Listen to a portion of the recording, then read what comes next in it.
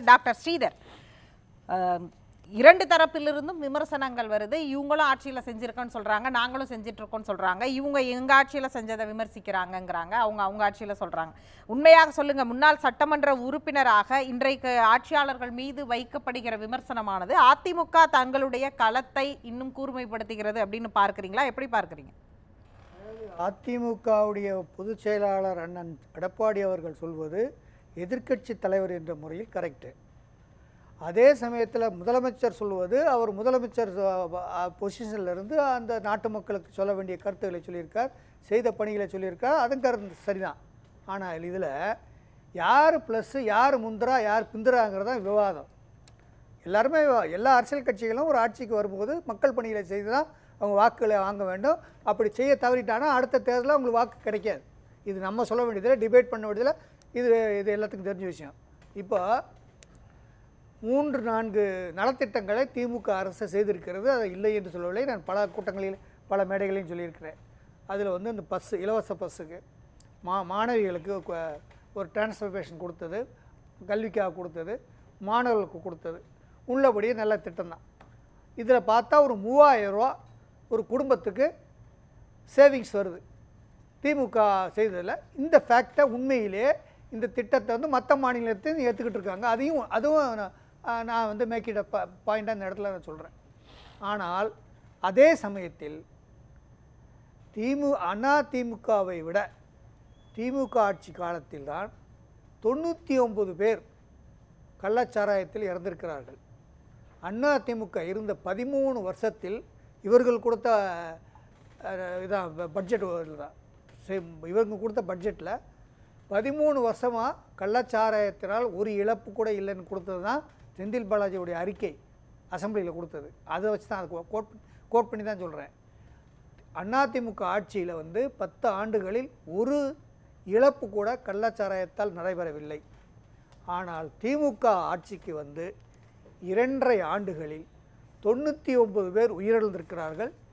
100க்கும் மேற்பட்டவர்கள் சட்டம் ஒழுங்கு சார்ந்த விமர்சனங்கள் இரண்டு தரப்பு பக்கமுமே இருக்கு. நீங்க சொல்ற இது ரொம்ப கூர்மையா கவனிக்கக்கூடிய ஒன்று அப்படிங்கிறதுல மாற்று கருத்து இல்லை. ஆனால் இது சட்டம் ஒழுங்கு பிரச்சனைங்கிறது நீங்க இதை முன் வச்சா அவங்க இதே மாதிரி அந்த ஆட்சியில் நடைபெற்ற இதே மாதிரி உயிரிழப்புகள் சம்பந்தப்பட்ட ஒன்றை வைப்பாங்க. நான் சொல்றேன், அதாவது அதிமுக ஆட்சியில் இருந்து அதிமுக ஆட்சியை அகற்றிவிட்டு திமுக நல்ல ஆட்சி செய்யும் என்று தானே மக்கள் வாக்களித்தார்கள்.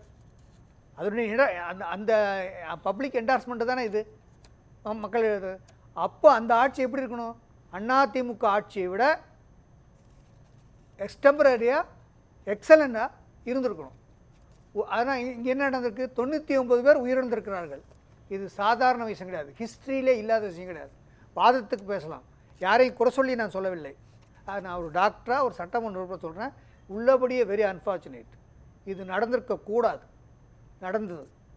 22வது வருஷத்தில் 22 பேர் 2022 22 பேர் இறந்தார்கள் மரக்காணம் செங்கல்பட்டில். அன்றையே அதை தடுத்திருக்கணும், தடுக்கவில்லை. அதற்கு காவல்துறை அதிகாரி தலைவர் உள்துறைக்கு இந்த மெத்தனாலை நீங்கள் எங்களுடைய கட்டுப்பாட்டில் விடுங்கள்னு சொன்னது அந்த நடவடிக்கை எடுத்திருந்தால் 2024 கள்ளக்குறிச்சியில் 69 பேர் இறந்திருக்க மாட்டாங்க. 100க்கும் மேற்பட்டவர்கள் கண் பார்வை இழந்து உடம்பு இழந்து பாதிக்கப்பட்டிருக்க மாட்டார்கள். இது பெரிய சமுதாய பேரிழப்பு. இதை யாரும் ஒத்துக்கொள்ள வேண்டும். இதில் அரசியல். அதே நேரத்தில் முதலமைச்சருடைய அறிக்கையில் ஒரு வரி இருக்கிறது, சதி செய்யறாங்க அப்படின்றார். அந்த சதியை முறியடிச்சு களத்துல வேலை செய்ய வேண்டியதுன்னு அவர் அவருடைய கடிதத்துல இருக்கு. அப்ப எதிர்கட்சிகள் வைக்கக்கூடிய விமர்சனங்கள் எந்த அளவிற்கா இருக்கு அப்படிங்கிறது அதுதான் சொல்றேன். நான் நீங்க சொன்ன பாயிண்ட் தான் நானும் இப்போ வரேன்.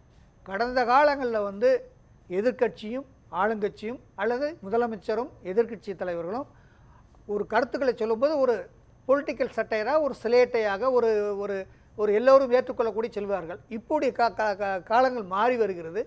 எல்லோரும் இப்படித்தான் பேசுகிறார்கள். அதில் நாம் அது நம்ம நேரத்தை அதில் செலவழிக்க விரும்பவில்லை என்று நான் நினைக்கிறேன். 2 பக்கமும் அப்படித்தான் பேசுகிறார்கள். அதை பற்றி பிரச்சனை.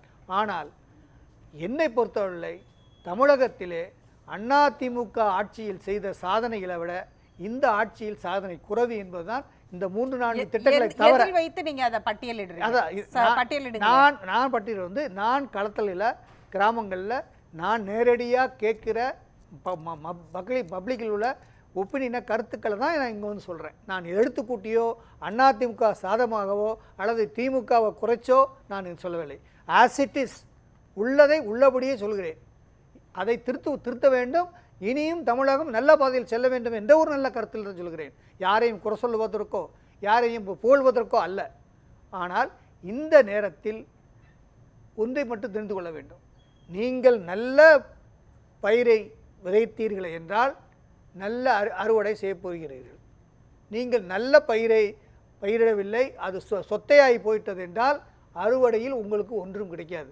இதுதான் தேர்தலிலும் நீங்கள் உண்மையான மக்கள் சார்ந்த திட்டங்களை நீங்கள் சொல்கிறீங்களே மக்கள் மகிழ்ச்சியாக இருக்கிறார்கள்னு சொன்னால் அப்படியே இருக்கட்டும். மகிழ்ச்சியாக இருந்தால் நீங்கள் தான் ஆட்சிக்கு வர போகிறீர்கள். என்ன உங்களுக்கு கவலை?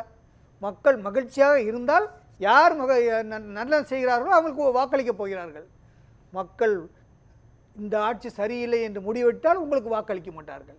இது எப்போ தெரியும்? தேர்தலுக்கு தெரியும். ஆனால் அந்த ஸ்டேக்கை கிளைம் பண்ணுறது யார்? எல்லா அரசியல் கட்சிகளும்.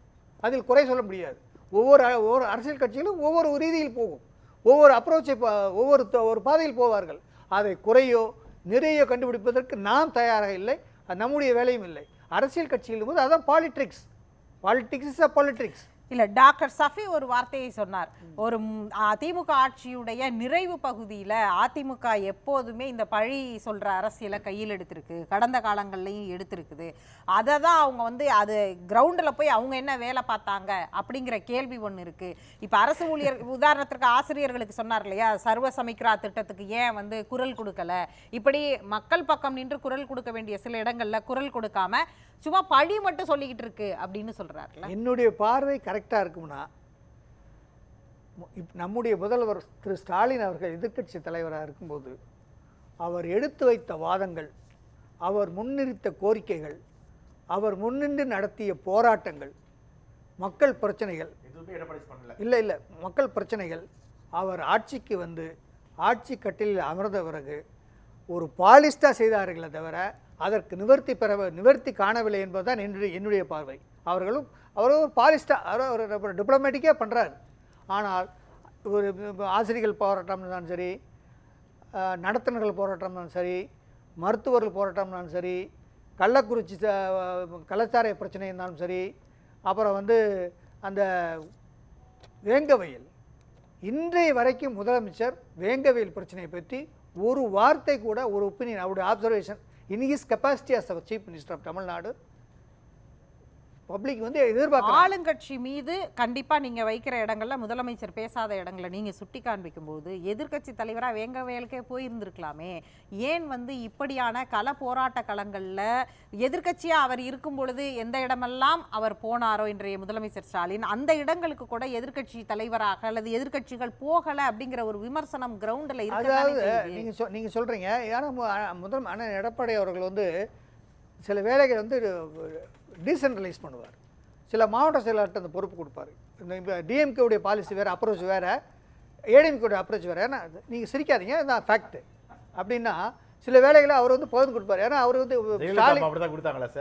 ஜெயலலிதாவுக்கும் வேலை இல்லை. அதாவது நீங்க டீசென்ட்ரலைஸ் பண்ணி கட்சிக்குள்ள வேலையை பிரிச்சு கொடுக்கிறது வேற, களத்துல எதிர்க்கட்சியாக நிற்பது, எதிர்க்கட்சி தலைவராக நிற்பது, முதலமைச்சராக நிக்கிற இடங்கள்ல முதலமைச்சரா நிக்கணும், எதிர்க்கட்சி தலைவராக நிக்க வேண்டிய இடத்துல எதிர்க்கட்சி தலைவரா அப்படியே இப்படி திருப்பி போடுவோம்.